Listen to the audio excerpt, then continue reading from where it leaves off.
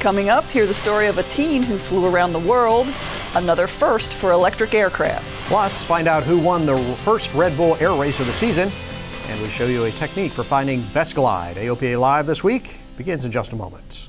There are many important things to consider before purchasing an aircraft. Let the experts at Aerospace Reports help guide you through the process. We combine expert knowledge with our long-standing commitment to personalized customer service to perfect your transaction. Learn more at aerospacereports.com.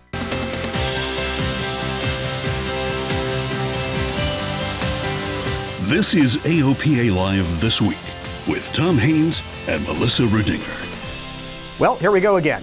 As we record this, we don't know if there's going to be another government shutdown. The compromise bill to fund border security and other agencies like the FAA hasn't yet passed Congress. And the White House hasn't yet given concrete assurance that the president would sign it when it does pass. Meanwhile, on Capitol Hill this week, aviation industry executives told Congress about the cost of the last shutdown. Take another company in Florida that provides other types of aircraft out there. They were within a week of furloughing because they could not get flight test people to be able to keep their programs going. Another very large jet manufacturer, if you look at a major development program, and I've testified in front of this committee before, the burn rate for a major program is about $10 million a month. And so if you can't get the program to progress, like get flight test, what happens is those flight test people are now booked the next month with another company. So you don't just push everybody to the right. You go and you get the folks that were scheduled, and then you have to go several months later. So it really is a burn rate where it's like lighting a match to the money, and that money could have been used to go ahead and hire more people as you ramp up production once you get your certification. So it all has ripple effects for each one of the manufacturers when we have delays like that. Although it's the safest system in the world, during the shutdown, many of our programs that reduce the risk and enhance the safety of the system have come to a complete stop. At the time of the shutdown finally ended, I believe the system was on the verge of unraveling. Even though the system is safer today than it was during the shutdown, it is still less safe than it was before the shutdown. The shutdown eroded critical layers that are necessary to support and maintain the safety of the national airspace system. And that's why Representative Peter DeFazio of Oregon and Rick Larson of Washington have introduced a bill to ensure that the FAA continues to operate during any future government shutdowns. The proposed law would allow the FAA to draw on the Airport and Airways Trust Fund if budget impasses cut off regular funding. 40 aviation groups, including AOPA, have added their support to the Aviation Funding and Stability Act. In a letter to Congress, the group said that jobs and economic growth in the industry were threatened as manufacturers, airlines, and other operators and small businesses faced disruption. The effect on the nation's air transportation system and the workers charged with keeping the system safe was dramatic. We find this situation to be unacceptable, and we want to work with Congress and the administration to prevent this from ever happening again. Something good is happening at Pappy Boyington Field in Coeur d'Alene, Idaho. It didn't start that way. A proposed update to the minimum standards and regulations at the airport had local pilots up in arms. But to paraphrase from the movie Cool Hand Luke, what they had there was a failure to communicate. AOPA Airport Support Network volunteer Greg Gefeller called on AOPA for help. Mark Baker sent a letter proposing a number of solutions, and Gefeller worked to keep everybody talking. And because of that open communication, the new regulations are working. Get to know your airport director and get to understand what he or she has to face. Because quite honestly, there's a whole litany of rules that they have to follow for grant assurances. It took a whole lot of communication, and then it takes a whole lot of listening. It was good to have the AOPA advocacy and knowledge on our side as we tried to work through this. Great words to live by. Yeah, absolutely. And kudos to the local pilots out there for putting it all together and making it happen. Absolutely. And a laurel for the boss, literally. The magazine Aviation Week hands out laureates to great achievers in aerospace and aviation. AOPA President Mark Baker got a laurel for AOPA's You Can Fly program. Aviation Week said about Mark, quote, "From helping create flying clubs to welcoming drone pilots, AOPA under Baker has addressed declining private pilot numbers with initiatives including providing aviation education to high schools, lobbying for medical certification reform, and helping rusty pilots get back in the cockpit. Way to go, Mark. By Aerospace is celebrating the first official test flight of the Sunflyer 2 with the Siemens electric motor. By is developing a family of all-electric aircraft for training and the general aviation markets. The 57-pound Siemens motor in the Sunflyer 2 kicks out 120 horsepower. The prototype will conduct extensive additional flight test activities this year. As we record this, it's Valentine's Day. We hope you're with the one you love, or at least get a chance to spend time with your real love today, flying. A lot of members have a great deal of affection for the Aopa Sweepstakes Super Cub. Alyssa Cobb explains. Super Cub love pats. I wanna be yours. Our shiny yellow Sweepstakes Super Cub is simply irresistible. The glossy finish on this tail dragger is just too much for pilots to resist, giving it what I call a little love pat. You answer quietly, as if accidentally I called your bluff. Whether it's 2 fingers against the side of the fuselage or a little loving pat on the tail, pilots love touching and feeling the fabric on this Sweepstakes Super Cub. Now don't worry, I wipe the fingerprints off after every show, so we keep it in pristine condition for you. But the next time you see the Super Cub out, come along and give it a little love pat of your own.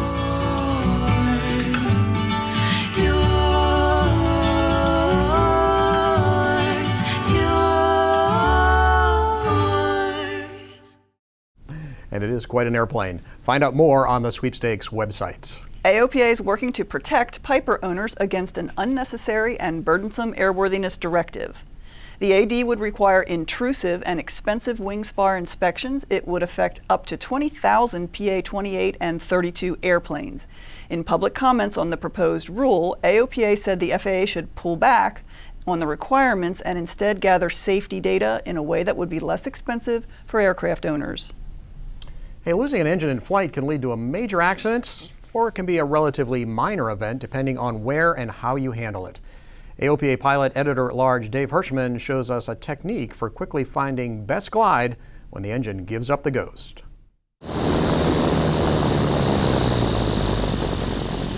Your engine just quit. One of your first and most important tasks is finding and flying at the airplane's best glide speed. But where's that? It's not marked on the airspeed indicator, and the actual value changes with weight. So here's a trick that will allow you to find and fly your airplane's best glide speed, even if you don't remember it in the midst of an emergency. Just fly a level attitude. What I want you to do is look at the chord line of the wing and just hold it. You've got a nice crystal clear, razor sharp horizon.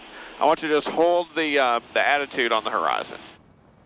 So we're in about a 500 foot per minute rate of descent, normal. You'd retrim for the new reality of the new airspeed, perfect. And just hold that chord line of the wing level on the horizon. Now our best glide speed is 65 at max gross. Let's see what we're doing now. About 68, 68, and we're slowing to 67. So it's like, let's see what the ASI says. Yeah, ASI pretty much agrees, 68. We're within 3 knots of the best glide speed, just holding the chord line of the wing on the horizon. Your airplane will still descend, but you'll maximize the distance available to find a safe landing area. Yeah, the really important thing about this is it keeps your eyes outside. Yeah. And in an emergency like an engine out emergency where you're going to be looking for a field to land in, looking for the nearest airport, being able to keep your eyes outside and go and start going in the direction you want to go, and that's the really key part. Dave Hirschman, AOPA Live. Good tip. One other thing to note, if you lose an engine in the clouds, same technique works using the attitude indicator. Coming up after the break, tales from a flight around the world. We take a look at a new feature in ForeFlight, and Red Bull pilot Michael Goulian reflects on the first race of the season. We'll be right back. Thank you for being here to support Angel Flight West and the 5th Annual Endeavor Awards.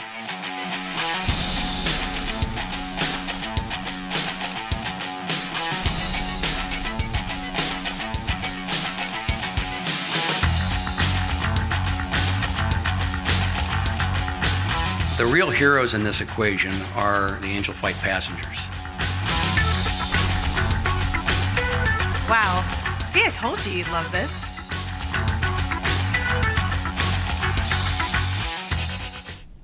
Welcome back.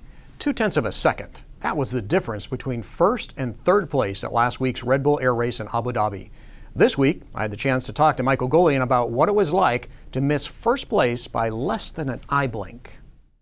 It's really funny, when we first started in the Red Bull Air Race, if you were 4 or 5 seconds apart, that was close, right? And I just came back from Abu Dhabi, and the first place to second place guy was 0.003 of a second, and me in a distant third was 0.2 of a second behind. And it's just one of those things, it's a half a G more here or a half a G less over there, and that gives you a half of an airplane length, which puts you from first to third. So this is a game now where to be on the podium on race day, you have to be almost perfect. It was a hard week. They changed some of the rules on how you fly, so I was struggling with actually how to adapt to the new rules, but we had it figured out by about qualifying, and then on race day, sort of smooth and steady, it got us to the finals there, and the third place for us, just 0.2 behind the winner. We're happy with that, and we think it's a good way to start the year for sure. What do you say to a young pilot who looks at what you do and is awed by it and would like to join that team someday? How do you get from low-time private pilot maybe to the point that you're flying at the level that you are? Yeah, I think that there's a lot of people that email us and ask, how do I become a Red Bull Air Race pilot, or how do I fly air shows for a living? And the reality of it is, nobody ever starts out there. And it's, for me, now I've been flying airplanes for 35 years and flying aerobatics for 25 or 30 of those years. And I want to tell people that want to do this, it's not going to come easy. It's a 10, 15-year commitment to get there. But it's so amazing. I'm so lucky to be flying in the venues that I am, that every day I still pinch myself. So if somebody says, hey, how do I become a Red Bull Air Race pilot? I say, listen, start at square one, and you're going to have to just keep on pressing for years and years and years, as it should be. It's not easy to get there, and the people that have persevered for a good amount of time are the ones that are going to get there. So in life, as in anything, if you're passionate and you push and you stay driven, you're going to attain the goal. And so Michael always has a good time at the races, always very enthusiastic, and just absolutely loves the competitive nature of the Red Bull Air Races. It's a great team, and the fact that he missed it by 0.2, he's still on the podium, and that's what counts in the Red Bull Air Races. It does count, and it's just starting. It does. If you own a drone, there's a new rule going into effect next week that you should know about. Starting on February 23rd, all drones will need to have the registration number visible from the outside. Currently, you only have to have the number displayed internally if it can be accessed without tools. The new rule came after law enforcement expressed concerns about the risk of a concealed explosive device injuring first responders looking for a registration number. So the next time you fly your drone, make sure that the registration number is visible. And here's something else you need to know. Magnetic North has packed up and is moving. All pilots know that Magnetic North is in a different place than True North. That's why we have to account for magnetic variation in our flight planning. But it's getting worse. NOAA says that Magnetic North is moving rapidly, in geologic terms at least, toward Siberia. Hey, there goes the neighborhood. So fast that the agency has to do a special update of the World Magnetic Model. So why do you care? Well, for one thing, runway numbers are based on magnetic bearing, and that's something that AOPA had pushed for years ago. So runway 1836 may have been pointed in that direction years ago when the numbers were painted on it, but now it might be closer to runway 119. You might be a little bewildered when the numbers don't match your compass. But you're less likely to be confused if you can preview the airport and the surrounding areas, and you can with the latest update to the popular 4Flight app.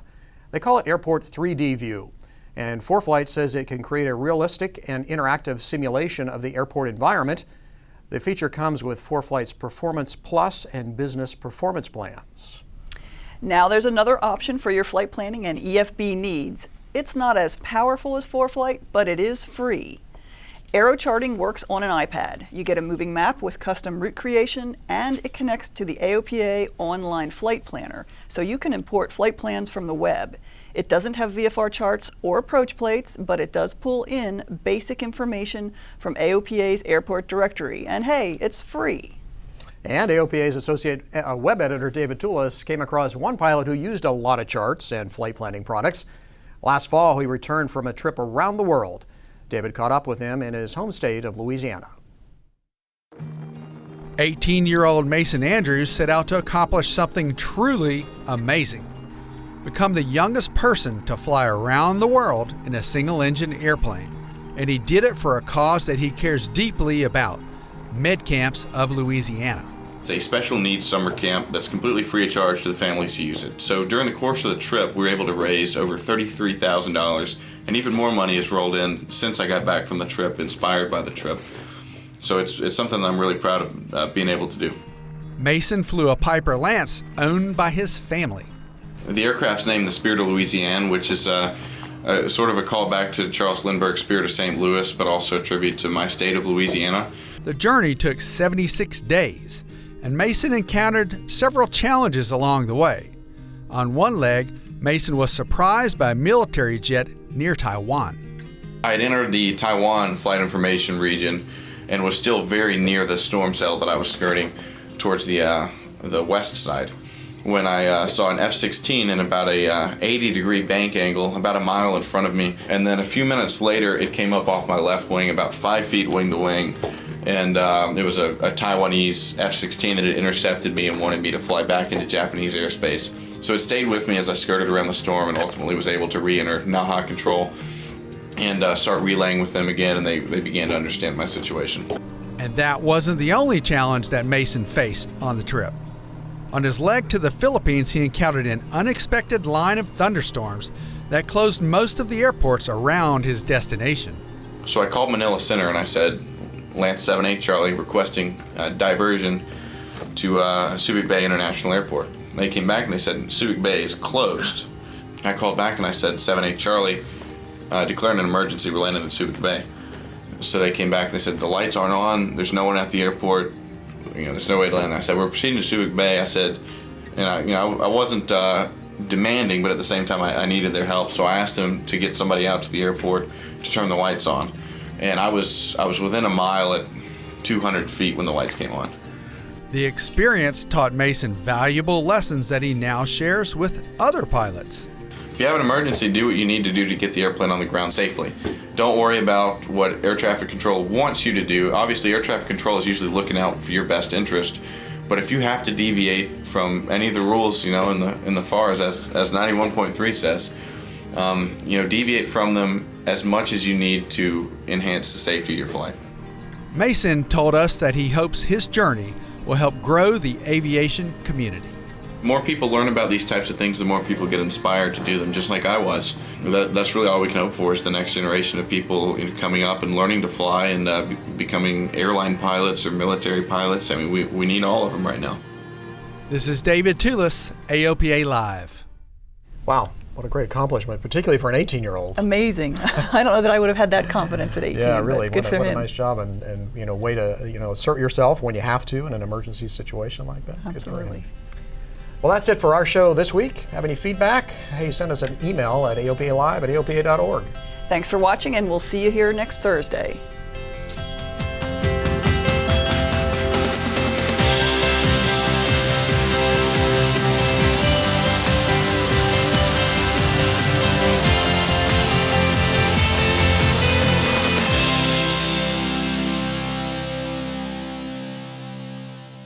Purchasing your own aircraft is an exciting experience. AOPA Finance simplifies the process, saving you money with lower interest rates and hassle-free loans, so you get into your new aircraft sooner. AOPA Finance, the right approach to buying an aircraft.